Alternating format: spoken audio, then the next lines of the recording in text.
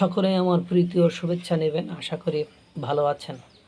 নেপালের সরকার প্রধানমন্ত্রী বালেন্দ্র শাহ ভারতের বিরোধিতা করছে, বাড়াবাড়ি করছে, কিন্তু ভারতের জনগণ নেপালের জনগণ ভারত বলতে পাগল, ভারতকে ভালোবাসে। নেপালের প্রধানমন্ত্রীকে খেয়ে দিতে তাদের একবারও বুক কাঁপবে না ভারত প্রেমের কারণে। তারই একটা নমুনা আপনাদের সামনে বড় করে দাঁড় করাচ্ছি। ভারতীয় সেনাবাহিনীর অগ্নিবীর প্রকল্পে অন্তর্ভুক্তির দাবিতে নেপালে তরুণদের আন্দোলন। অর্থাৎ ভারতীয় সেনাবাহিনীর অগ্নিবীর প্রকল্পে নেপালি তরুণীদের অন্তর্ভুক্তির দাবিতে আন্দোলন শুরু হয়ে গেছে নেপালে। শুক্রবার দেশটির পশ্চিমাঞ্চলীয় পর্যটন শহর পোখরায় এই আন্দোলন শুরু হয়। আন্দোলনের নেতৃত্ব দিচ্ছেন ভারতীয় সেনাবাহিনীর গোখরা রেজিমেন্টের সাবেক নেপালি সেনা কর্মকর্তারা। আগামী 16 আগস্ট ভারতীয় সেনাবাহিনীর সেনাপ্রধান ধীরাজ শেঠ সরকারি সফরে পোখরা যাওয়ার কথা রয়েছে। তার সফরকে সামনে রেখে তরুণদের পক্ষ থেকে এ দাবি তোলা হয়েছে। আন্দোলনকারীদের প্রধান দাবি, অগ্নিবীর প্রকল্পে নেপালি তরুণদের অন্তর্ভুক্ত করতে হবে এবং দ্রুত নেপালে এ প্রকল্পের নিয়োগ কার্যক্রম শুরু করতে হবে। নেপালি নাগরিকদের জন্য ভারত ও যুক্তরাজ্যের সেনাবাহিনীতে দীর্ঘদিন ধরে গোখরা রেজিমেন্ট রয়েছে।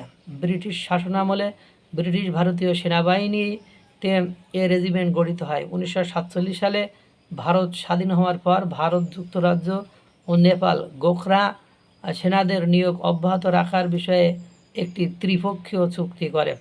বর্তমানে ভারতীয় সেনাবাহিনীতে 7টি গোখরা রেজিমেন্টের 39 নম্বর ব্যাটালিয়ন রয়েছে। পাশাপাশি যুক্তরাজ্যের সেনাবাহিনীতেও নেপালি গোখরা সেনারা কর্মরত রয়েছেন। তবে 2020 সালে করোনা ভাইরাস মহামারীর সময় ভারতীয় সেনাবাহিনীর গোখরা রেজিমেন্ট নেপালি নাগরিকদের নিয়োগ বন্ধ হয়ে যায়। এরপর আর সেই নিয়োগ পুনরায় শুরু হয়নি। এদিকে ভারতের প্রতিরক্ষা ব্যয় কমানোর লক্ষ্যে 2022 সালে অগ্নিপথ প্রকল্প চালু করা হয়। এর আওতায় অগ্নিবীর হিসাবে নিয়োগ পাওয়া তরুণীদের প্রশিক্ষণ সহ 4 বছর কাজ করতে হয়। 4 বছর শেষে সর্বোচ্চ 25% স্থায়ীভাবে সেনাবাহিনীতে রাখার বিধান রয়েছে। বাকিদের সেবা নিধি প্যাকেজের আওতায় এককালীন অর্থ দিয়ে অব্যাহতি দেওয়া হয়। নেপালি তরুণদের দাবি, অগ্নিবীর প্রকল্পে নেপালকেও অন্তর্ভুক্ত করা হোক, তবে নেপাল সরকার এ দাবির সঙ্গে একমত নয়। কাঠমান্ডুর পক্ষ থেকে বলা হয়েছে, অগ্নিবীর প্রকল্পের মাধ্যমে নিয়োগ 1947 সালে নেপাল, ভারত ও যুক্তরাজ্যের মধ্যে হওয়া ত্রিপক্ষীয় চুক্তির সঙ্গে সাংঘর্ষিক হতে পারে। এখন নেপালের সাধারণ জনগণ, তরুণী এখন ভারতের অগ্নিবীর প্রকল্পে অন্তর্ভুক্ত দাবিতে আন্দোলন শুরু করেছে। কোন দিকে যাবে বালেন শাহ?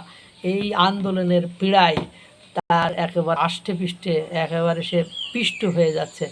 মহান সৃষ্টিকর্তা সকলকে ভালো রাখুক, সুস্থ রাখুক।